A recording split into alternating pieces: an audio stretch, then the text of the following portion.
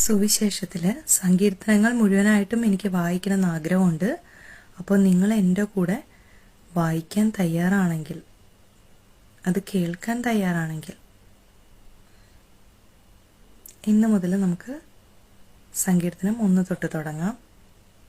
നിങ്ങളപ്പോൾ കണ്ണടച്ച് കേട്ടിരുന്നാലും മതി. സങ്കീർത്തനങ്ങൾ 1-ാം അധ്യായം. 2 മാർഗങ്ങൾ. ദുഷ്ടരുടെ ഉപദേശം സ്വീകരിക്കുകയോ പാപികളുടെ വഴിയിൽ വ്യാപരിക്കുകയോ പരിഹാസകരുടെ പീഠങ്ങളിൽ ഇരിക്കുകയോ ചെയ്യാത്തവൻ ഭാഗ്യവാൻ.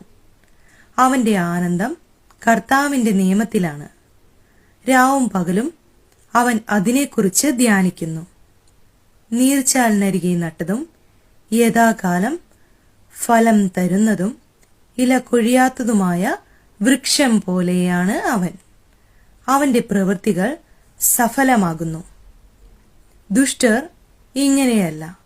കാറ്റു പറത്തുന്ന പതിരു പോലെയാണ് അവർ. ദുഷ്ടർക്ക് ന്യായവിധി നേരിടാൻ കഴിയുകയില്ല.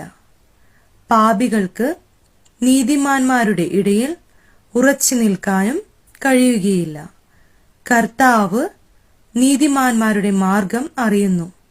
ദുഷ്ടരുടെ മാർഗം നാശത്തിൽ അവസാനിക്കും.